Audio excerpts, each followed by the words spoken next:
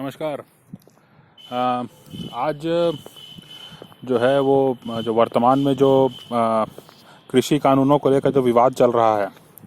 और उसमें जो मांग है और जो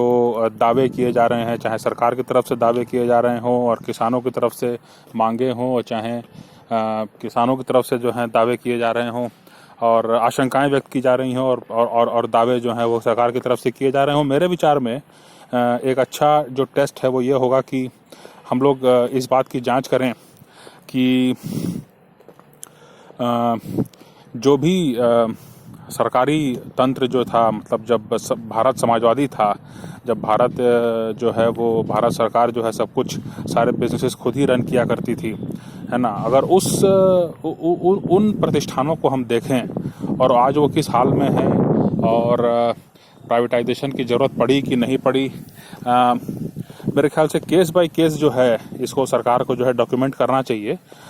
जिससे कि जो है, जैसे मान लीजिए कि कई सारे ऐसी सेल है, जैसे मान लीजिए सेल के सभी प्रतिष्ठानों का क्या हाल है ना। इसके इतर जो है आपका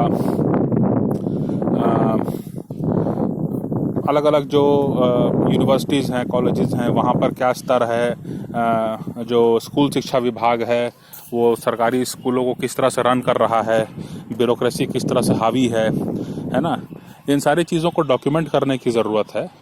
और इसको जो है पब्लिक के सामने रखने की ज़रूरत है कि जो है अगर वाकई में सब कुछ जो है पब्लिक सेक्टर में इतना अच्छा होता, अगर सब कुछ बहुत ही सटीक तरीके से काम कर रहा होता तो फिर प्राइवेटाइजेशन की ज़रूरत ही नहीं थी,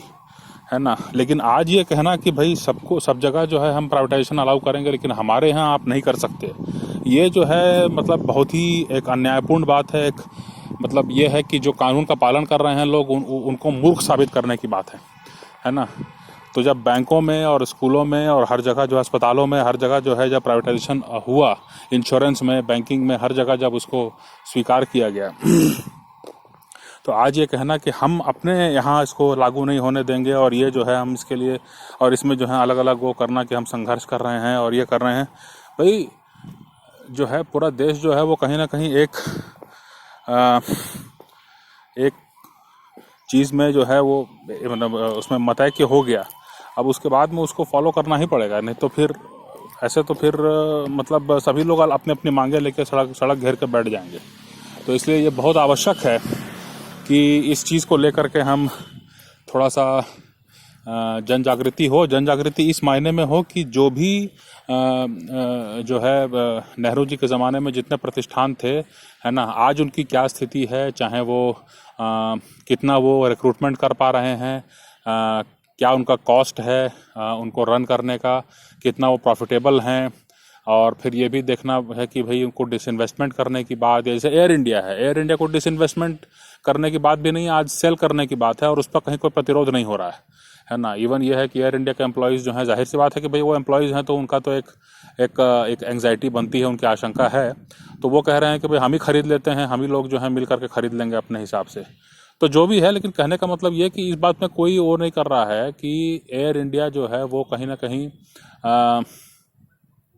एक ऐसी स्थिति में आ गई है कि उसको बेचना भी आजकल मुश्किल है। कि मतलब ऐसा भी नहीं है कि सरकार का तय ही कर ले तो कोई खरीदने को ही तैयार हो जाएगा, ऐसी स्थिति भी नहीं है ना। उसी तरह से जो है आज से 20 साल पहले जो है अगर जो तेल प्रतिष्ठान हैं, जो हमारे BPCL, HPCL हैं, अगर इनको बेचा गया रहता, है ना, बड़े पैमाने पर, तो उस समय इसका मूल्य क्या होता और सरकार के पास कितना पैसा आया रहता। और आज जब पूरी दुनिया में इलेक्ट्रिक और हाइड्रोजन का जो है ट्रेंड चल रहा है, आज के दिन में जब आप बेच रहे हैं, जबकि अभी एक पैंडमिक वाले साल में जो तेल की कीमत है वो एकदम पूरा औंधे मुँह गिरी हुई है, उस समय अगर आप बेचेंगे अपना और आपको बेचना पड़ रहा है तो फिर उसका क्या मूल्य निकलेगा। तो हर समय जो है विरोध करके कभी कभी आप ये करते हैं कि वो चीज़ 5 साल बाद होगी तो ज़रूर, लेकिन यह है कि 5 साल बाद अगर होगी तो फिर उसका मूल्य आपको कितना मिलेगा, उससे फ़ायदा क्या होगा, बल्कि ये होगा कि वो गराज सेल जैसा मत हो जाए। तो इसलिए जो है सरकार को जो है पब्लिक ओपिनियन को और मजबूत करने के लिए मुझे ऐसा लगता है कि यही करने की ज़रूरत है कि वो कहीं ना कहीं एक जितने भी नेहरूवियन एरा में जो प्रतिष्ठान बने हैं उनकी स्थिति क्या है ना, और किस में जो है प्राइवेटाइजेशन को नहीं करने की ज़रूरत पड़ी, इन सब चीज़ों को लेकर के जो है आज स्पेस में जो है आप प्राइवेट सेक्टर को अलाउ कर रहे हैं, है ना, और आज आप डिफेंस में जो है प्राइवेट सेक्टर को अलाउ कर रहे हैं, और इससे ज़्यादा क्या चाहिए, इससे ज़्यादा क्या आप मतलब इसमें आप को सबूत चाहिए कि मतलब प्राइवेटाइजेशन तो ज़रूरी है, तो कॉम्पिटिटिवनेस कैसे आएगा, कैसे आप जॉब इंश्योर करेंगे, कैसे जो है लोगों पर छोड़ेंगे कि भाई जो मार्केट फोर्सेस हैं उनको अनलिश कैसे करेंगे। ठीक है, कुछ नुकसान होंगे, कोई चीज़ें महंगी मिलेंगी, लेकिन भाई वो तो एक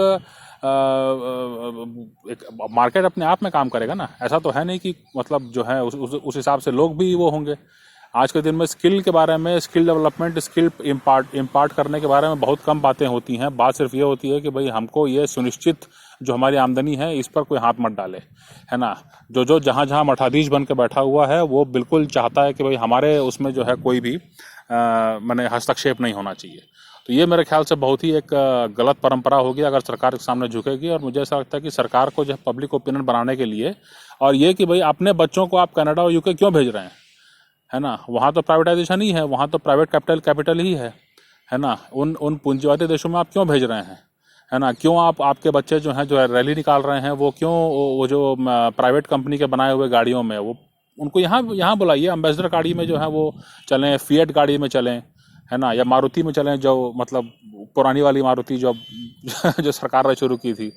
तो ऐसा कोई तुक नहीं बनता है। हम लोगों को थोड़ा सा जो है ये अननेसेसरी हर चीज़ में एक फ्रिक्शन पॉइंट बना देने से जो है मतलब एक नुकसान ही है और एक बहुत गलत छवि जाती है। इतना ज़्यादा प्रोटेस्ट और इतना ज़्यादा जो है एक सड़क घेर के, शहर घेर के बैठना और हर बात में सुप्रीम कोर्ट में जाना, ये जो है मुझे ऐसा लगता है कहीं ना कहीं नुकसान पहुंचाएगा हमारे जो भारत में जो इन्वेस्टमेंट क्लाइमेट है। और सरकार इसको कैसे मैनेज करेगी वो मुझे नहीं पता है, लेकिन इसको मैनेज तो करने की ज़रूरत बिल्कुल है, क्योंकि ऐसे तो चल नहीं पाएगा। ये तो बिल्कुल हम और आप जान रहे हैं। धन्यवाद।